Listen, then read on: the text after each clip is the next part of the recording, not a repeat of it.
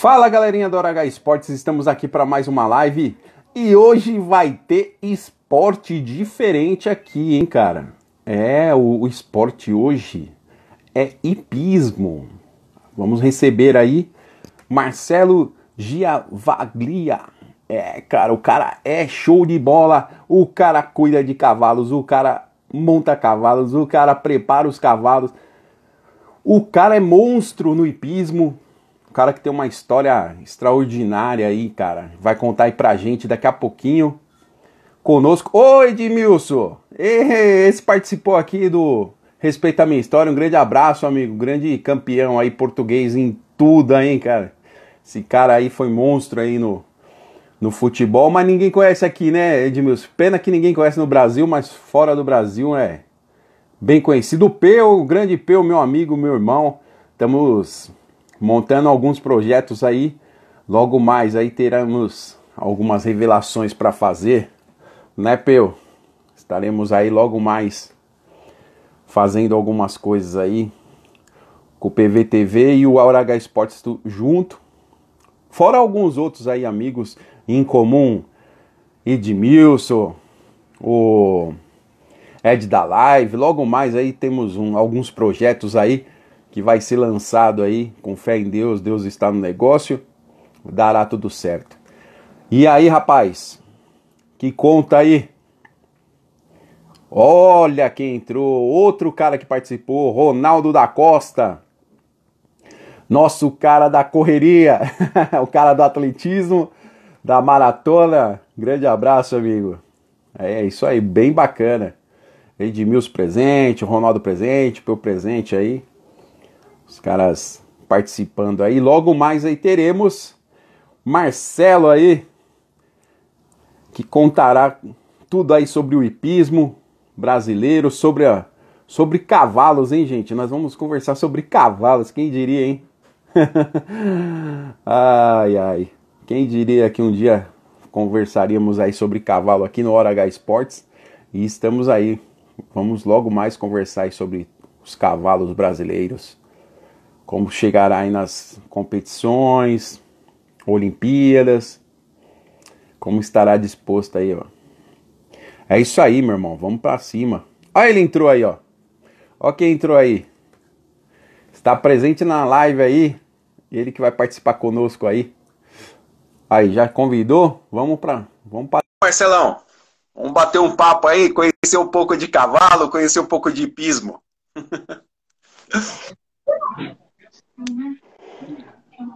Olá, boa noite. Calma aí que a internet tá meia lenta, Marcelo. Eu não tô te vendo, não tô te vendo ainda. Pera aí que acho que deu uma travada aqui na nossa internet. Você consegue me ver? Você tá me vendo? Tô sim. Eu vejo você. Eu não consigo te ver ainda, mas logo mais vai aparecer para mim. Segura aí, deixa eu ver se é a minha internet, tá? Segura aí.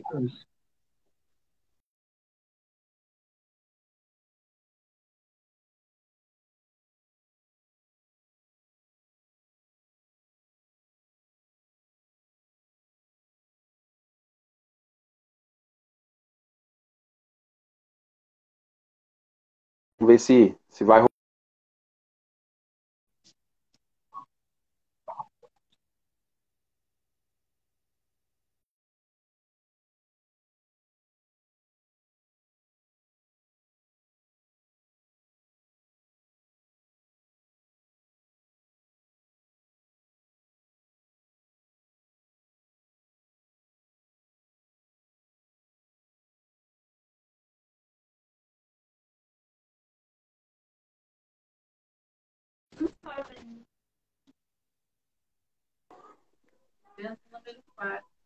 Tá me ouvindo, Marcelo?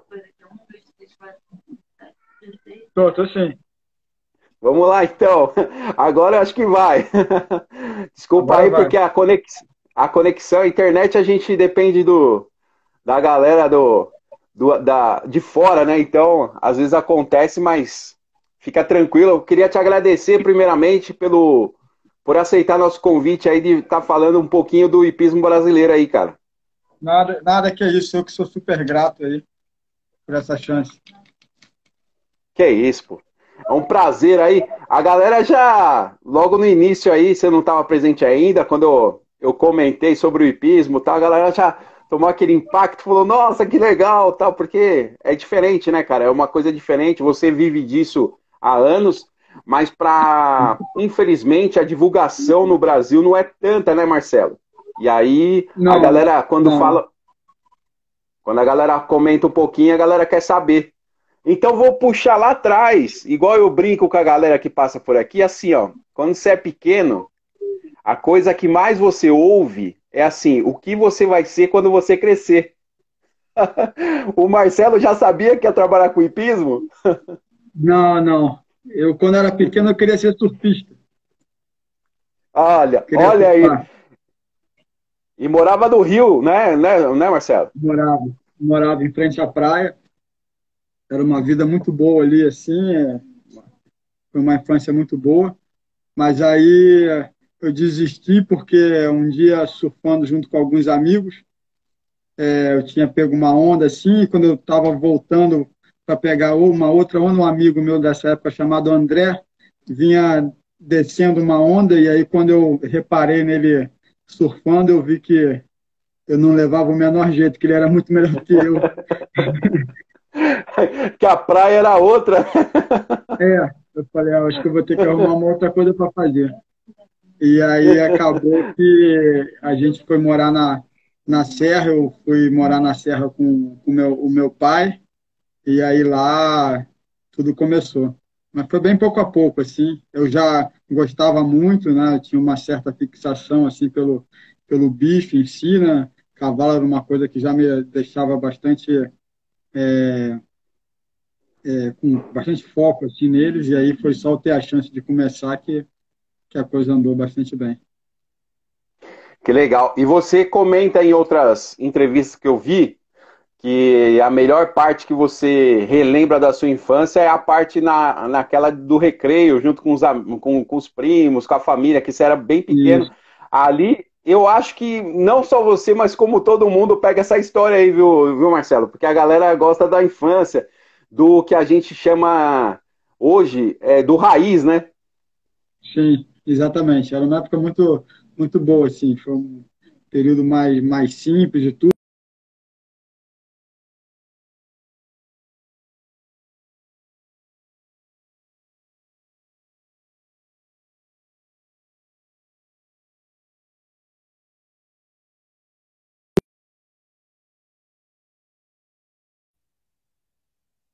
Oi.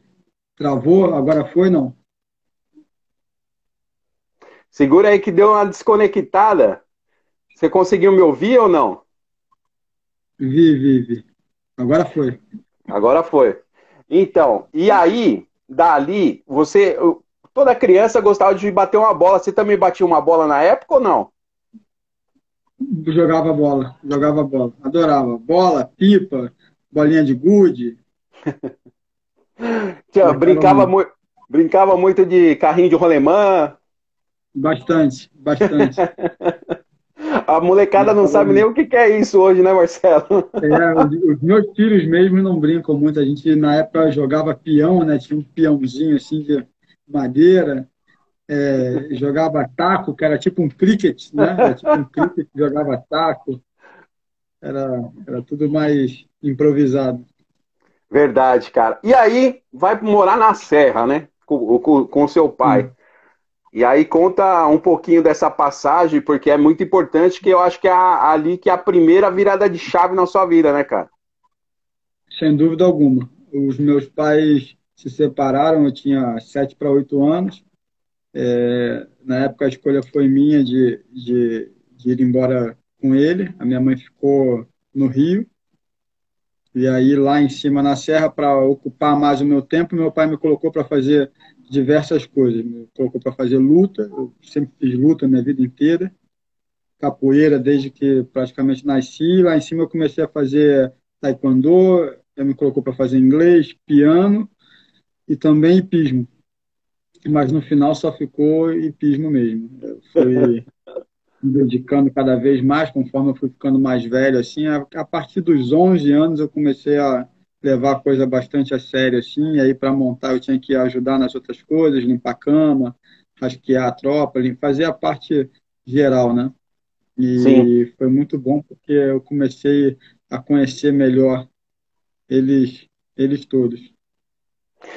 Eu acho que assim, a parte dessa que você iniciou, Marcelo, eu acho que todos que saltam, né, que faz o hipismo mesmo, Sim, que pratica, eu acho que deveria ter essa passagem, né, cara? Porque isso daí é um sim. conhecimento que você tem, que é técnico, é prático, é desde o, vai, que a gente brinca, desde o a IOU, a galera conhece tudo que é o que você passou, né, cara?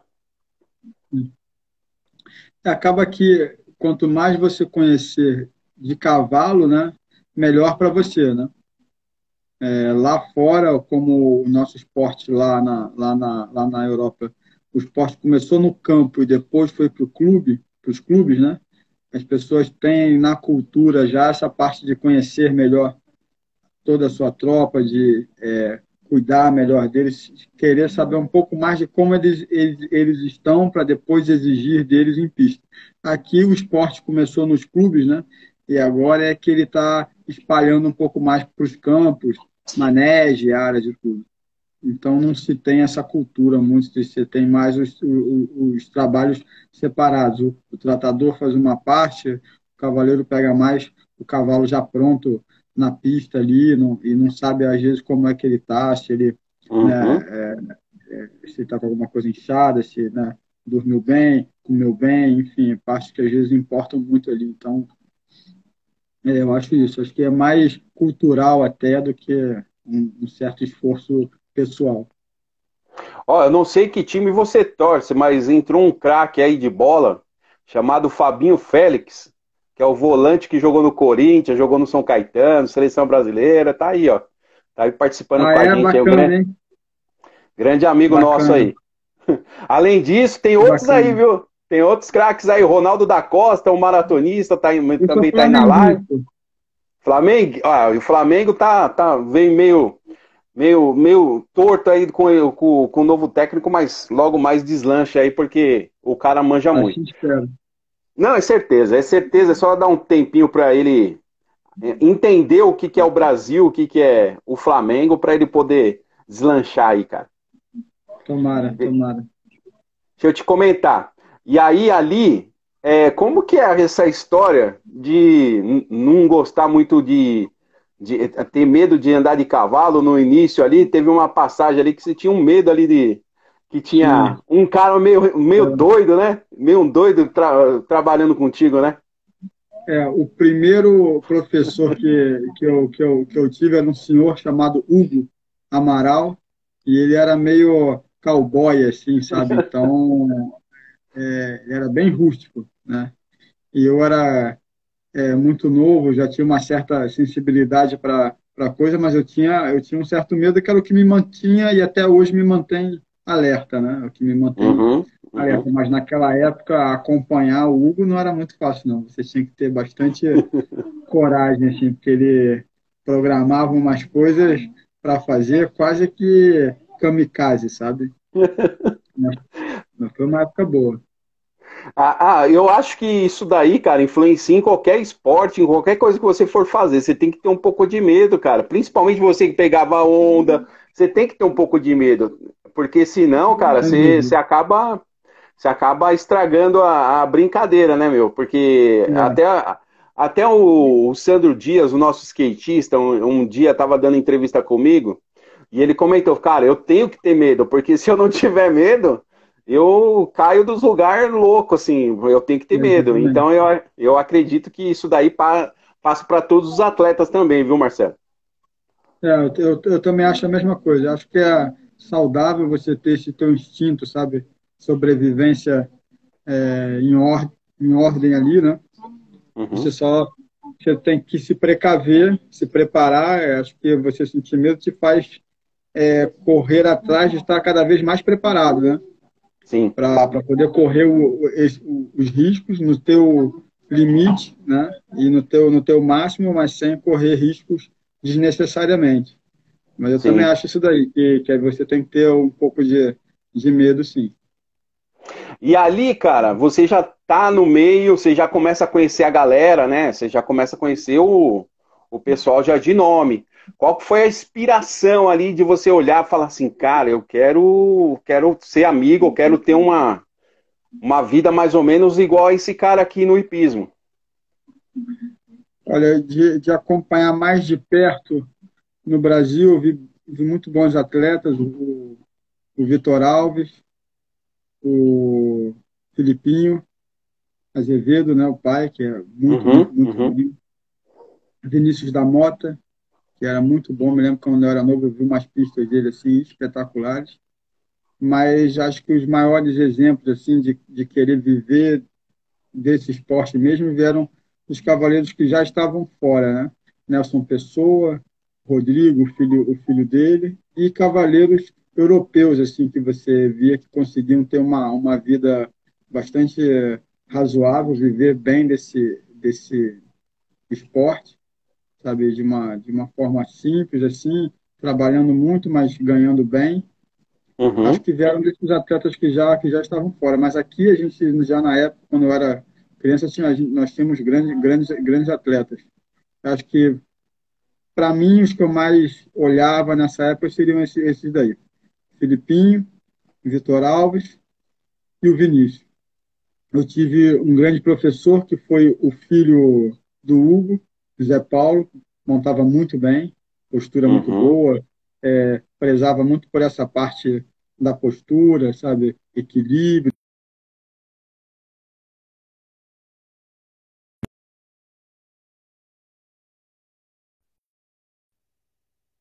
Oi,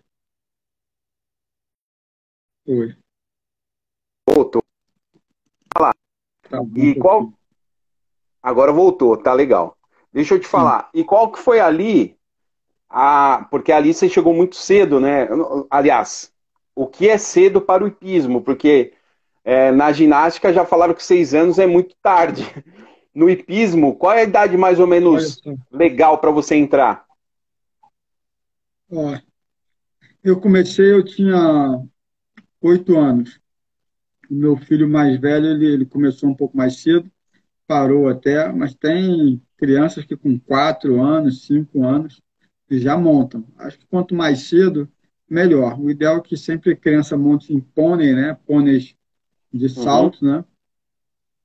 Agora, não tem uma idade muito certa. Acho que como qualquer esporte, quanto mais cedo, melhor. A diferença é que no nosso esporte, hipismo, a gente pode montar até muito tarde, né? O último campeão olímpico foi um inglês, de quem eu até sou muito fã, Nick Skelton, que ele estava com 59 anos, 60 anos, eu acho. nossa. Então, você pode começar mais tarde, dependendo da vocação que você tenha e dedicação, você vai alcançar aquilo que você quer. Mas eu acho que quanto mais cedo, melhor. E de preferência que os pais não tenham pressa que a criança aprenda e principalmente que os pais não ponham sobre as crianças os seus anseios, sabe? Que primeiro deixa a criança se divertir, que a criança goste daquilo ali, para depois levar um pouco mais a sério. Na ginástica olímpica, eu creio que seja o mesmo. A criança começa brincando naquilo ali, e depois Uhum. né, depois é que a coisa fica mais séria. Acho que nesse esporte, qualquer esporte, os pais têm que ter uma cobrança um pouco mais leve, né? Eu vejo às vezes os pais cobrando da criança uma coisa que nem ele foi, mas que ele quer que o filho seja, né? Então, eu tenho 2 filhos, eu tenho que ficar igualmente atento nisso, em qualquer coisa que eles dois façam, seja jogar bola, ou seja, até os esportes em que eu não me saía bem, não querer que eles tenham um desempenho melhor do que eu tive para satisfazer qualquer coisa minha ali, um ego, alguma coisa assim. É bem por aí. Você tocou num ponto bem positivo, cara, porque é desta forma mesmo. Às vezes os pais jogam a única oportunidade que ele está vendo nos filhos e acaba isso atropelando etapas, né, cara? E aí acaba prejudicando não só uma vida de uma criança, uma vida de um atleta futuramente, como lá na Sim. frente dá algum problema.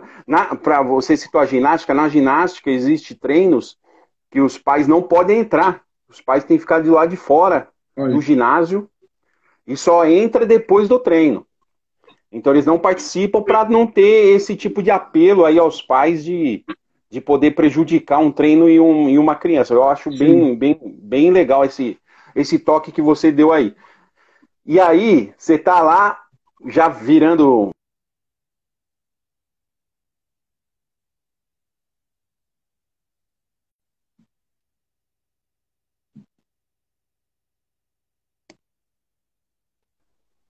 Você ouviu a pergunta? Cortou um pouco. Não, cortou um pouco. Deixa eu te falar. Você tá ali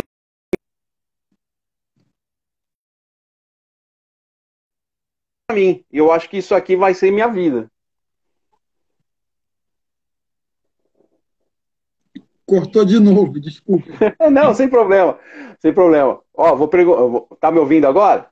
Cortou sim.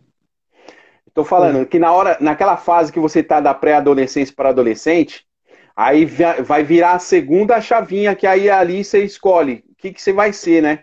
Se vai continuar ou não. Qual que foi o momento ali que você falou assim, olha, eu acho que eu consigo viver disso aqui?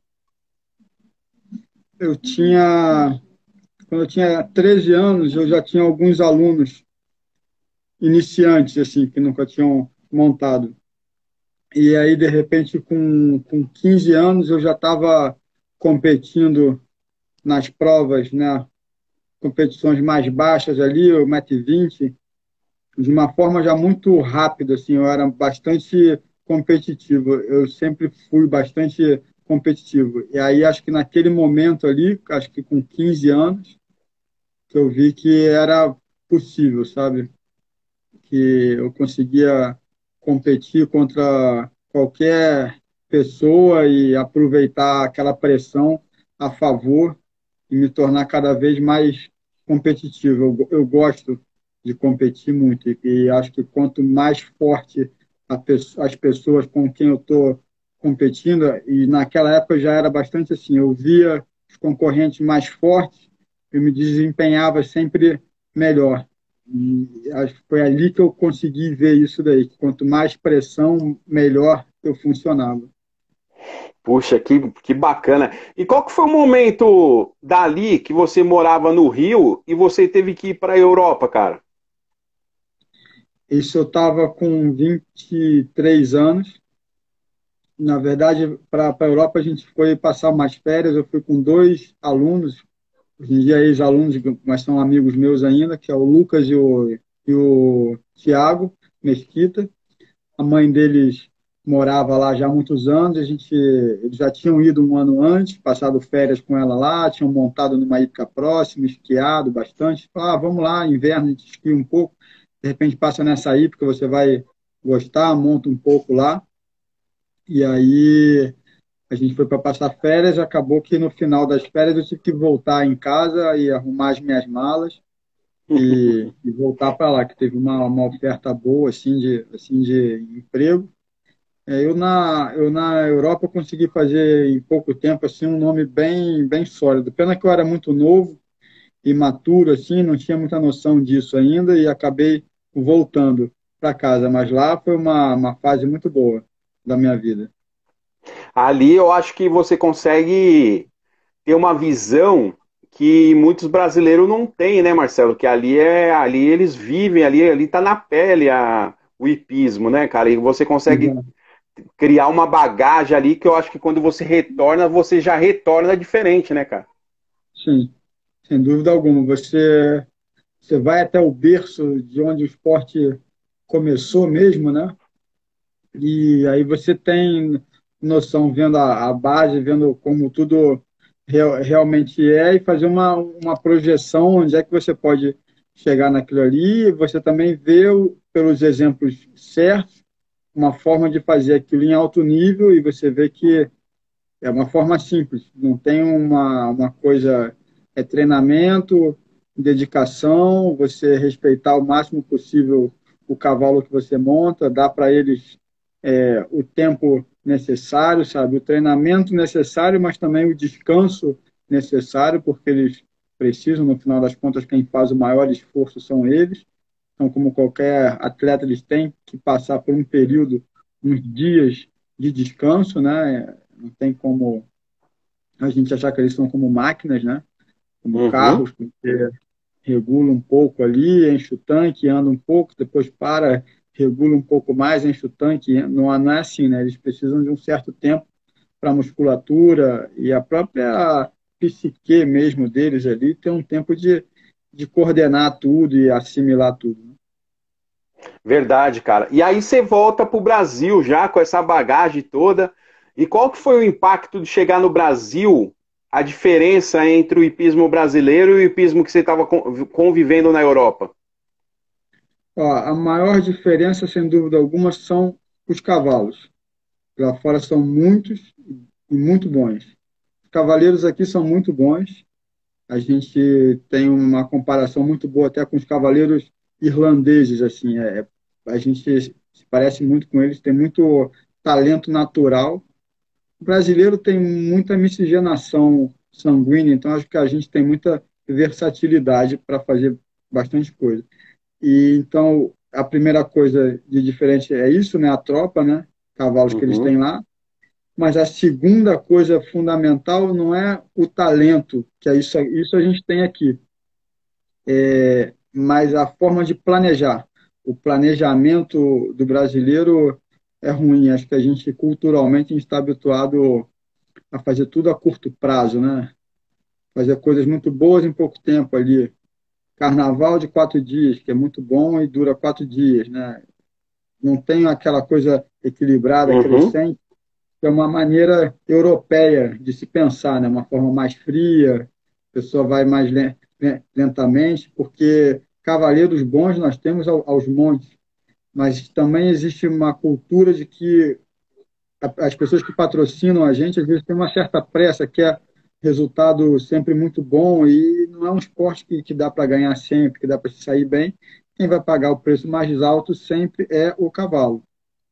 E quando eles não começam a andar bem, eles acabam cobrando mais ainda. Então, acho que deveria haver uma cobrança mais branda dos proprietários, das pessoas que investem nisso, e também os cavaleiros se importarem menos em ganhar e sacrificar um pouco menos o cavalo, sabe? Eu via lá fora as pessoas davam um espaço de tempo maior para os cavalos dele, então eu acho isso. Cavalos bons que eles têm lá fora, mas também o planejamento deles é mais equilibrado, é feito mais a longo prazo, sabe? Mais frio. Sim.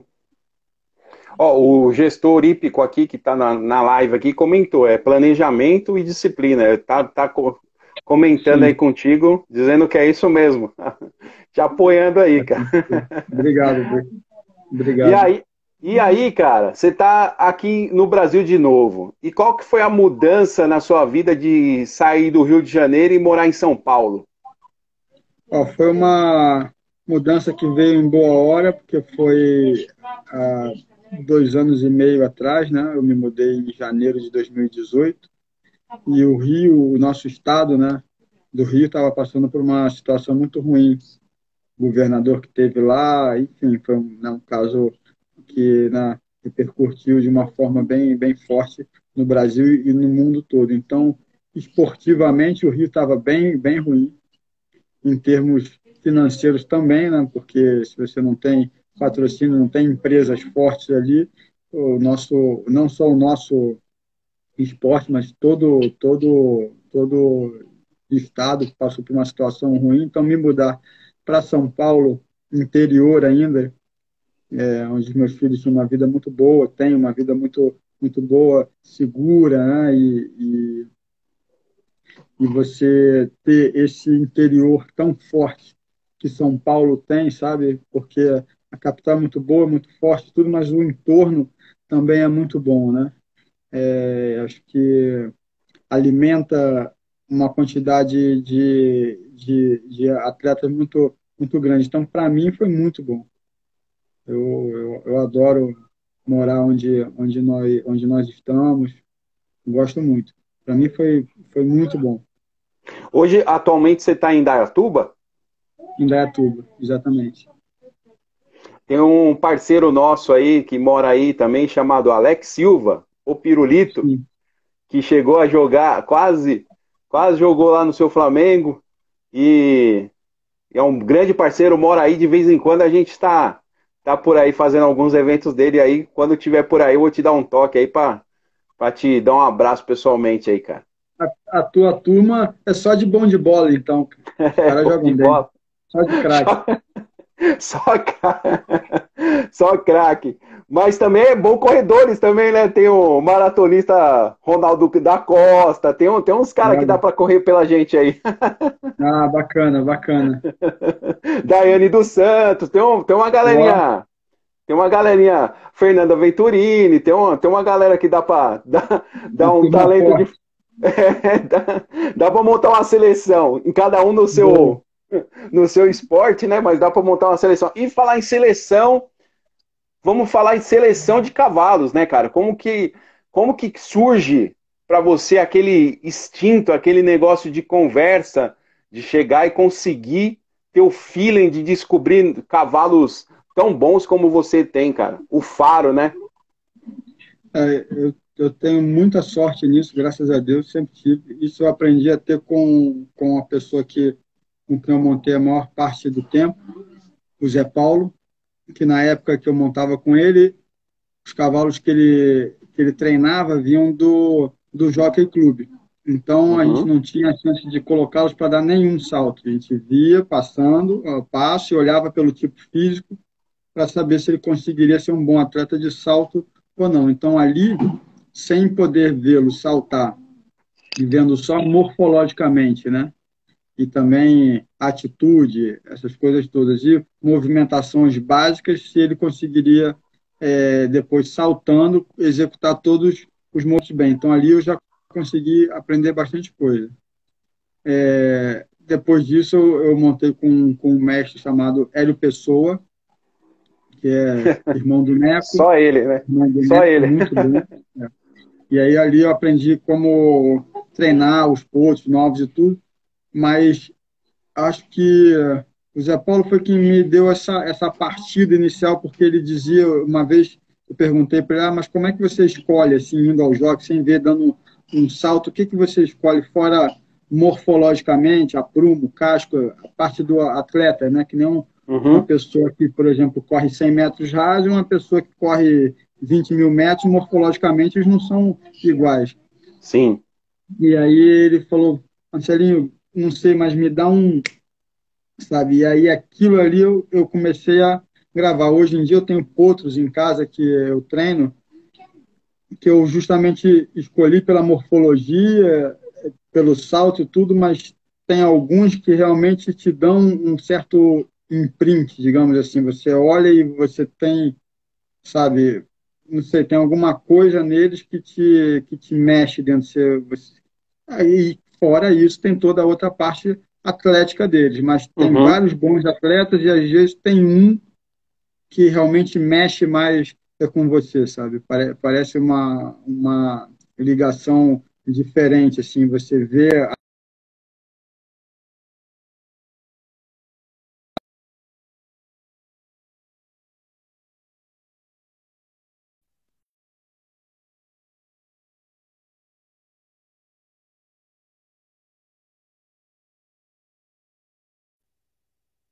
Guilherme Campos, não?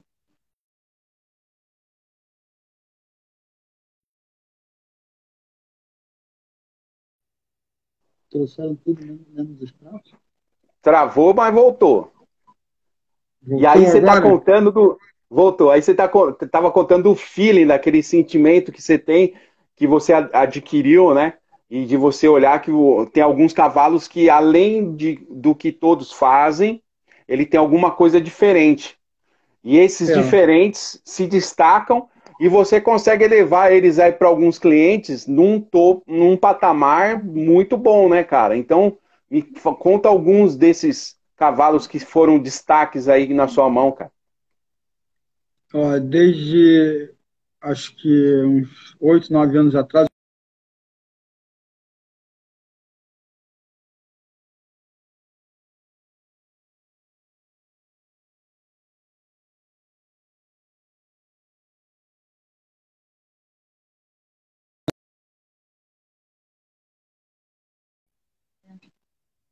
Foi. Voltou, não? Voltou. Eu acho que a internet não quer brincar. Ela não quer disputar campeonato com a gente, não, viu, cara? Eu acho que ela quer correr da gente. Não, Tá pode contar, fugindo. cara. Tá fugindo da gente. Pode contar. Então, desde que eu monto para esse Aras RJ, já tem uns 9 anos lá, eu tive a chance de treinar uma égua chamada Urbana RJ, que era muito boa, uma outra Uhum. égua chamada Queen RJ, que ganhou muita prova, está na cria hoje em dia, o Conto RJ, que até hoje eu salto, e o Teron RJ. Hoje em dia tem vários outros pontos bem bons vindo aí. Eu também tive a chance de treinar um puro sangue inglês chamado Ouro Preto, que era muito bom. Hoje em dia eu monto um cavalo um pouco que ele era meu, chamado HST Cartouche Vantval, cavalo muito bom, que a gente descobriu há pouco tempo, só que ele é muito novo, tem muito pouca prova. Eu tenho, junto com uma grande amiga, a Fabiana, uma égua chamada Dálida Omega Solution, que é uma égua muito boa mesmo. E eu tive a sorte agora de receber nas minhas baias uma égua já de 12 anos, chamada GR Garuda, que é uma égua muito boa, mas essa égua ela já veio pronta, uma égua que Uhum. já está praticamente pronta. Eu recebi também agora 3 cavalos jovens do Aras Agromen, nos quais eu aposto bastante. Acho que eles são muito bons. Então, tem uma gama de pontos ali muito bons, sabe? Teve um que a gente mandou ele para a Europa agora, para o dono dele até, que se chama Android 3K, é um cavalo que acabou de fazer 8 anos. O Felipe, né, Amaral, que é o nome, que é o dono dele, está com ele agora. Eu fiquei montando ele durante 2 anos, preparando para que ele fosse lá para Europa já pronto, já num nível em que ele pudesse competir um pouco mais lá. Mas acho que são esses aí. Tem muitos vindo ainda, mas eu prefiro falar pouco sobre eles. Vou guardar segredo, né, cara? Porque também não pode revelar É tudo. verdade. Ó, o Ronaldo aí pergunta assim, ó, os cavalos das competições olímpicas são os mesmos usados no jockey? Não, hoje em dia não. Já de muitos anos para cá, pelo menos de uns 30 anos para cá, o Brasil, né, iniciou uma criação com as raças europeias e éguas de base brasileiras. A maioria eram éguas puro sangue inglês. Mas já de bastante tempo para cá, viu-se que o mais importante eram justamente as éguas. As éguas é que têm que ser boas. Então, as maiores raças de salto ainda são as vindas da Europa. Aí nós temos os alemães ali com algumas raças como Holsteiner, Westphalen, Oldenburgo, que são muito bons. A Holanda com cela holandesa, ou KWPN, como eles chamam, que é muito bom. O Uhum. cela belga, o cela francês. Então, alguns ali, o Sela francês usava muito por sangue de trote, mas isso há muitos e muitos anos atrás. Então, na base, se tem bastante puro sangue. Assim. O Holsteiner, hoje em dia, voltou, hoje em dia, de uns 15 anos para cá, voltou a usar bastante puro sangue inglês nas linhagens, mas são puros sangues que saltavam, né? Puros sangues de salto.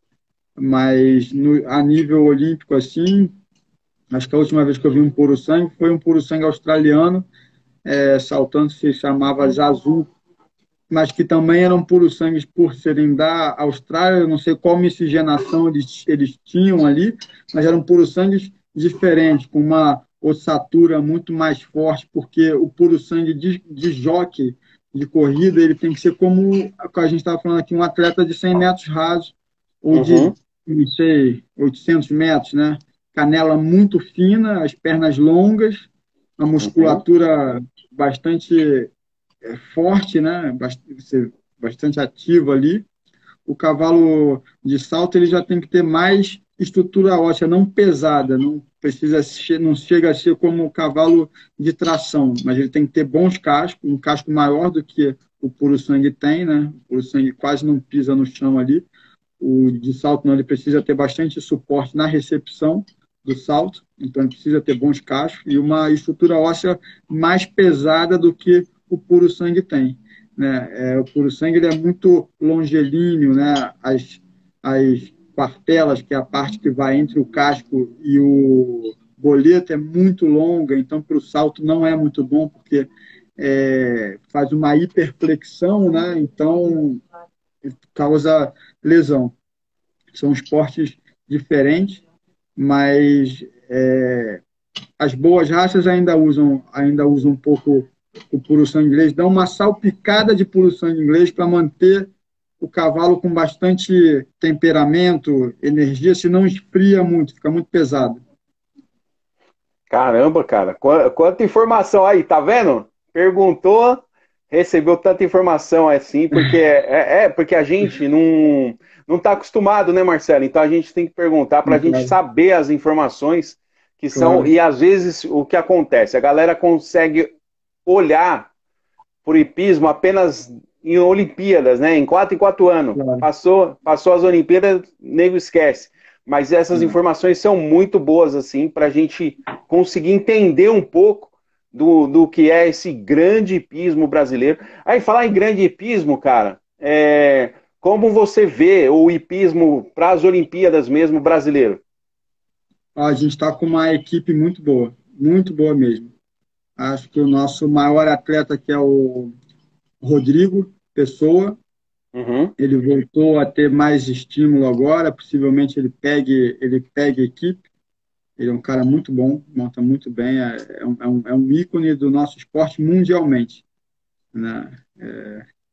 E nós temos bons atletas brasileiros radicados lá fora, o Amaral, o Marlon Módulo, o Pedro Vênis, o Cássio Rivete, o Francisco Azevedo, Rodrigo, como eu mesmo disse, o Eduardo Menezes, Rodrigo Lambre. Nós temos um time muito bom aí. Muito forte, hein? Tá forte Dava, o dava time. para dava para formar umas duas equipes. E qual que é a Acho que seleção aí, pedra no sapato, aquela seleção que fala, meu, esses caras são osso duro de roer, viu? hoje em dia, Holanda, mas é, eu vou te falar que tem uma. Ó, Holanda, Alemanha, França, né? Acho que são as três mais fortes ali. A Bélgica, de tempos em tempos, igual, está sempre com uma equipe muito boa. A equipe americana é muito boa. Eu acho que seriam essas quatro: Holanda, Alemanha, França, Estados Unidos. São as quatro mais fortes ali. E aí depende muito também do cavalo, entendeu? É um esporte difícil, porque, por exemplo, a Fórmula 1 é difícil, né? Porque às vezes o cara corre bem e aí o carro quebra. Mas o carro não é um ser vivo, né? Sim, Você está ali, você sim. pisa, ele corre, você freia, ele freia. Cavalo, às vezes você pisa, ele não corre, ou corre mais do que você quer. Então é um ser vivo. E às vezes ele não está bem, às vezes ele acorda bem e você não. Às vezes você acorda ótimo e ele não. Uhum. Então tudo é uma questão de situação, às vezes conjunto, às vezes você está bem, com uma boa dupla ali, de repente chegando próximo aos jogos ali, o cavalo às vezes manca, sabe? Porque são dois atletas, né? Só que Sim, um sim. desses atletas tem 600 quilos. Então, eu acho, sinceramente, eu acho o esporte mais difícil que tem. Eu E acho é, o é esporte um, muito difícil. Eu também acho, cara. E eu ia brincar agora falando assim, são 12 atletas, mas um não fala, né? Porque às vezes você Exatamente. até às vezes fala com você, eu acho que conversa com vários. Mas no sentido de saber, de conhecer, né? Que é uma brincadeira. Mas se você olhar no olho dele, você entende o que ele está passando, alguma coisa assim. Mas não tem como descobrir, porque é de um dia para noite, ou não dorme bem, ou acorda de uma outra forma. É aquilo que você falou, é imprevisível, né? E deixa eu te Exato. comentar, agora vai ser muito imprevisível. Todas as vezes, todos que passam por aqui, todos contam algum mico, alguma passada que pagou assim por às vezes fora do país, ou porque alguma situação que não conhecia e o pessoal tirou um sarro. Tem alguma coisa legal assim para contar pra gente que você passou assim, de alguma situação que você fala, meu Deus, o que que eu fiz, cara? Você lembra de alguma aí? A mais recente, tem várias, né? As antigas, então, de quando a gente é mais novo, existem várias, mas acho que a última recente, assim, é que em Wellington agora, a gente estava lá, passamos acho que 3 meses quase lá, e aí lá tem muito carrinho de golfe, né, para você ir de um lado para o outro, que é Uhum. muito grande. O tratador que estava me dando uma ajuda lá em uma dessas provas, Giló, que é um gente boa, a beça, o carrinho dele era verde, era sempre igual. No banco tinha uma toalha cinza e ele guardava a chave no próprio copinho que tinha ali. Eu falei com ele que eu tinha que buscar um feno e uma ração. Eu falei, eu tô a pé aqui, de bicicleta, só eu tava. Você me empresta para eu ir lá buscar o feno? Eu falei, pô, claro. Eu falei, onde é que ele está? Ele falou, tá no canto lá, tal, assim, assim, assado. Eu falei, tá bom. Eu peguei, fui lá, falou, a chave, ela fica lá.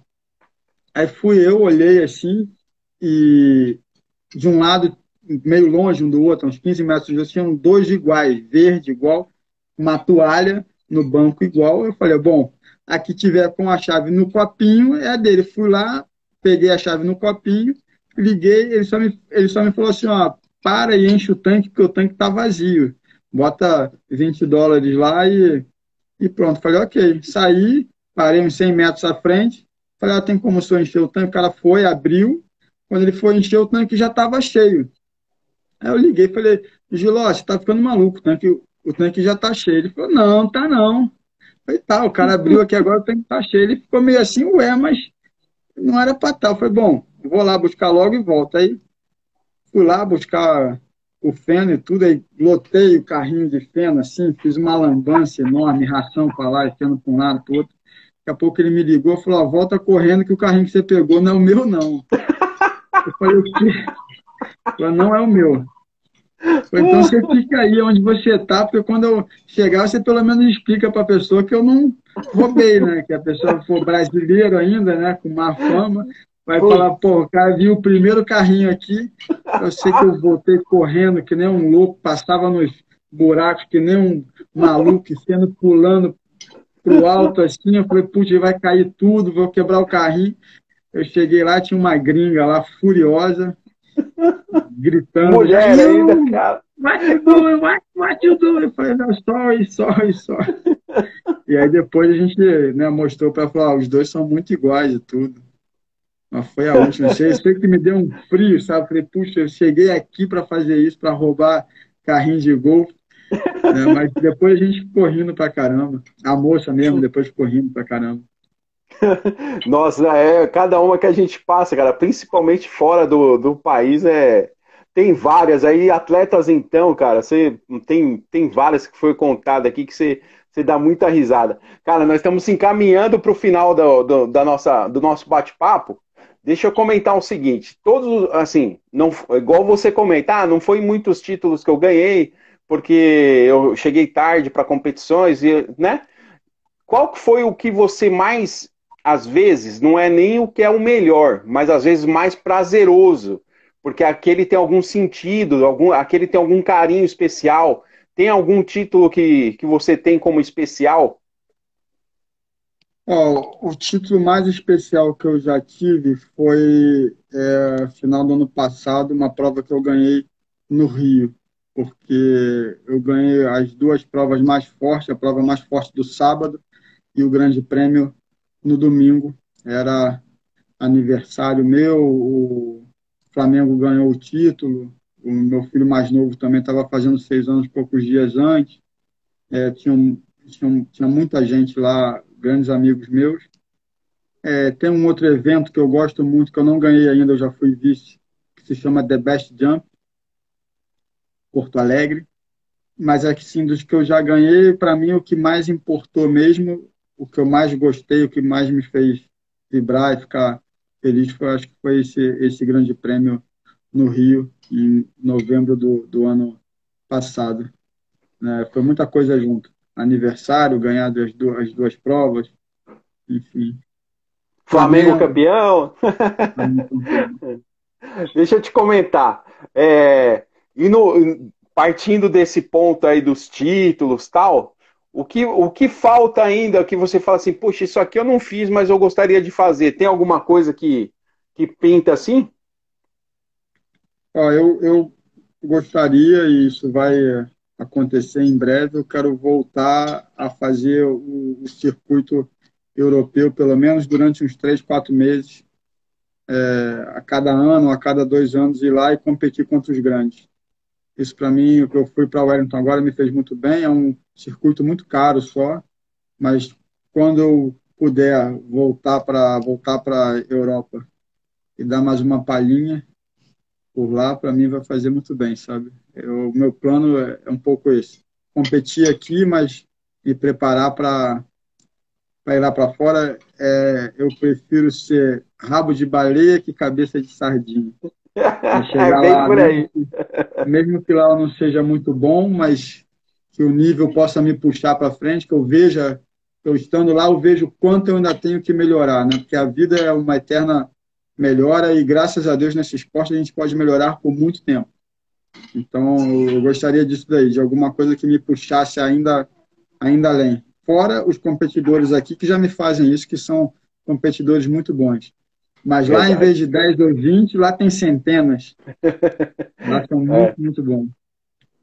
Cara, infelizmente, aí nós estamos chegando no final do nosso bate-papo, porque uma hora, você sabe, o Instagram derruba a gente aqui, eu paro de falar, né? O pessoal acha que desliga na cara, Não, mas não é não. nós, é o Instagram.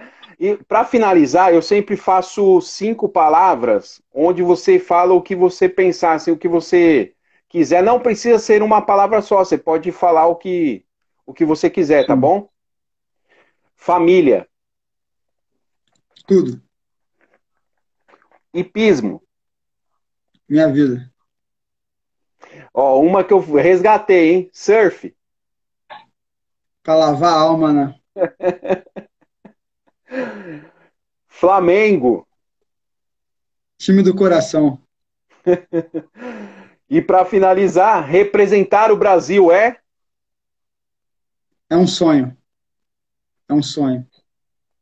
Tá aí, Marcelo. Respondeu fácil, tá vendo? Passou batida aí no nosso. Quando chega no final que eu falo isso, tem muitos que falam assim: Meu Deus, agora ele vai perguntar umas coisas absurdas. Mas Né? não é, cara. É uma coisa. É um resgate aí de tudo que você já comentou.